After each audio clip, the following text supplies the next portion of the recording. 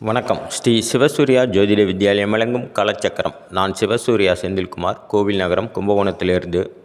நாம் தொடர்ந்து நட்சத்திரத்துக்கான பரிகார கோவிலை பார்த்துக்கிட்டு வரோம். அந்த வகையில் நம்ம இந்த பதிவில் பார்க்க இருப்பது கேட்டை நட்சத்திரம். இந்த கேட்டை நட்சத்திரத்துக்கான பரிகார கோவிலை பார்ப்போம்.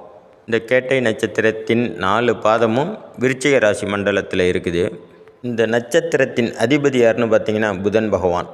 கிராமத்தில் ஒரு பழமொழி உண்டு, கேட்டை கோட்டை ஆளுன்னு. அதாவது கேட்டை நட்சத்திரத்தில் பிறந்தவங்க கோட்டை ஆளுவாங்க அப்படின்னு. இதுக்கு என்ன அர்த்தம்னு பார்த்தீங்கன்னா, எல்லோரும் என்ன நினைக்கிறாங்க அப்படின்னா, கோட்டை ஆளலாம் அப்படின்னு நினைக்கிறாங்க. இதுக்கான அர்த்தம் அது கிடையாதுங்க. கேட்டையில் பிறந்தவர்கள் கோட்டை ஆளலாம் அப்படின்னா, கேட்டை நட்சத்திரத்தின் அதிபதி யார்? புதன் பகவான். புதன் பகவானுடைய காரகத்துவம் என்ன? அறிவாற்றல், படிப்பு, உயர்கல்வி, இதையெல்லாம் புதன் பகவானுடைய காரகத்துவம். அதிலும் நல்ல அறிவாற்றல் உடைய கிரகம் புதன் பகவான். அப்போது இந்த கேட்டை நட்சத்திரத்தில், அதாவது புதன் பகவானுடைய நட்சத்திரத்தில் பிறந்தவங்க நல்ல அறிவாளியாகவும் புத்திசாலியாகவும் நல்ல படித்து அறிந்த மேதைகளாகவும் இருப்பாங்க. படிப்பே இல்லைனாலும் எதையும் சமயோஜிதமாக சிந்தித்து செயல்படக்கூடிய ஜாதகராக இருப்பாங்க, ஆனாலும் பெண்ணானாலும். அப்போது பாருங்கள், ஒரு ஜாதகருக்கு முதல்ல சமயோஜித புத்தி இருக்கணும், 2வது நல்ல படிப்பாற்றல் இருக்கணும், அறிவாற்றல் இருக்கணும். இதெல்லாம் இருந்தாலே நம்ம சிறப்பான முறையில் வாழ முடியும் அப்படிங்கிறத சிம்பாலிக்காக சொன்னது தான் கேட்டையில் பிறந்தால் கோட்டை ஆளலாம் அப்படின்னு. இது ஒரு விதத்தில் உண்மைதான். இந்த அறிவாற்றலும் பேச்சு திறனும், மேடை பேச்சு திறனும், அறிவாற்றலும் சமயோஜித புத்தியும் இருந்தால் நம்ம ஏதோ ஒரு லெவலில், ஒரு பெரிய லெவலில் நம்மளால் உட்கார முடியும் அந்த ஜாதகரால். ஆகையினால தான் கேட்டை கோட்டை ஆளும்னு சொல்லி வச்சாங்க. சரி, நம்ம இப்போ விஷயத்துக்கு வரும். இந்த கேட்டை நட்சத்திரத்தின் அதிபதி புதன் பகவான். இந்த நட்சத்திரத்தில் பிறந்தவங்களுக்கு புதன் திசை முதல் பாதத்திலேருந்து 4 பாதம், அந்த முதல் பாதத்தில் பிறந்திருந்தால் அவங்களுக்கு 17 வருஷம் புதன் திசை நடக்கும். இந்த புதன் திசை நடக்கும் பட்சத்தில் இந்த 17 வருஷத்தில் கண்டிப்பாக அந்த ஜாதகர் படித்து நல்ல வேலைக்கு போயிடுவார், படிச்சிருவார், டிகிரியை முடிச்சிருவார். 17 வருஷம் இருக்குது இல்லையா? அப்போது கண்டிப்பாக படிப்பில் தடையில்லாமல் போயிட்டுருக்கும். இதில் அவரோட சொந்த ஜாதகத்தில் மற்ற கிரகங்கள் அமைப்பை பொறுத்து அவருடைய படிப்பு, டிகிரி அப்படின்றதெல்லாம் நம்ம கணக்கெடுக்க முடியும். பொதுவாக அவங்களுக்கு நல்ல படிப்பை கொடுத்துரும் இந்த நட்சத்திரத்தில் பிறந்தவங்களுக்கு. இருந்தாலுமே கூட இந்த நட்சத்திரத்தில் பிறந்துட்டதுனால சில தோஷங்களும் இருக்கும்.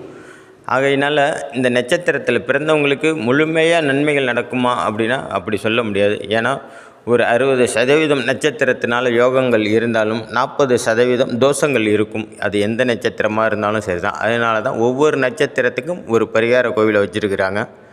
அந்த வகையில் இந்த கேட்டை நட்சத்திரத்தில் பிறந்தவர்கள் போக வேண்டிய கோவில் அப்படின்னு பார்த்திங்கன்னா, கும்பகோணம் டு தஞ்சாவூர் மார்க்கத்தில் பசுபதி கோவில் அப்படின்ற ஊரில் வரதராஜ பெருமாள் அப்படிங்கிற பெருமாளை போய் தரிசனம் பண்ணுங்கள். வரதராஜ பெருமாளுக்கு உங்களுடைய கேட்டை நட்சத்திரமும் புதன்கிழமையும் இணைந்து வர்ற நாள் ரொம்ப சிறப்பான நாளாக இருக்கும்.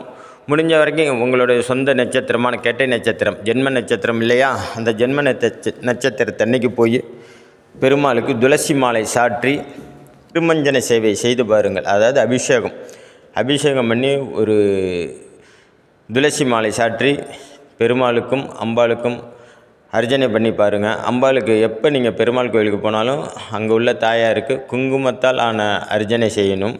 பெருமாளுக்கு ஒரு துளசி மாலை சாற்றி வழிபட்டு வாருங்கள். கண்டிப்பாக உங்களுடைய நட்சத்திரத்தின் தோஷம் குறையும். உங்களால் தொடர்ந்து போக முடியலனாலும் வாய்ப்பு கிடைக்கும்போது கண்டிப்பாக போயிட்டு வாங்க. வாழ்நாளில் ஒரு முறைனாலும் போயிட்டு வாங்க. கண்டிப்பாக இந்த நட்சத்திரத்துக்கான பரிகார கோவிலுக்கு நீங்கள் போயிட்டு வரும்போது இந்த நட்சத்திரத்துக்கு பரிகாரம் பண்ண மாதிரி இருக்கும். அந்த நட்சத்திரத்தினால் ஏற்படக்கூடிய தோஷங்கள் நிவர்த்தி ஆகிடும்.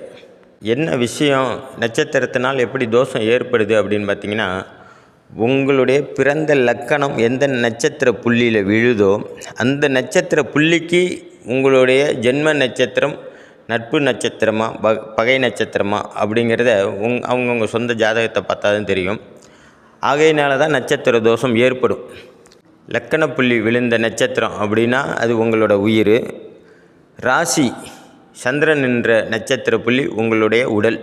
இப்போது உடலும் மனதும் ஒரே நேர்கோட்டில் செயல்படணும் அப்படின்னா அந்த லக்கண புள்ளி விழுந்த நட்சத்திரத்துக்கு உங்களுடைய கேட்டை நட்சத்திரம் சப்போர்ட் பண்ணும் இல்லையா, அந்த மாதிரி சப்போர்ட் பண்ணாமல் இருக்கும் பட்சத்தில் தான் உடலும் மனதும் கஷ்டப்படும். தேவையில்லாத வம்பு வழக்குகள், பிரச்சனைகள், உடலை வருத்தக்கூடிய செயல்கள்லாம் ஏற்படும். அதுதான் பிறந்த நட்சத்திரத்தின் தோஷத்தை சரி பண்ணக்கூடிய கோவிலாக கொடுத்துக்கிட்டு வரோம். கண்டிப்பாக நீங்கள் ஒரு முறை போய்ட்டு வாங்க, நல்லதே நடக்கும். வாழ்க வளமுடன்.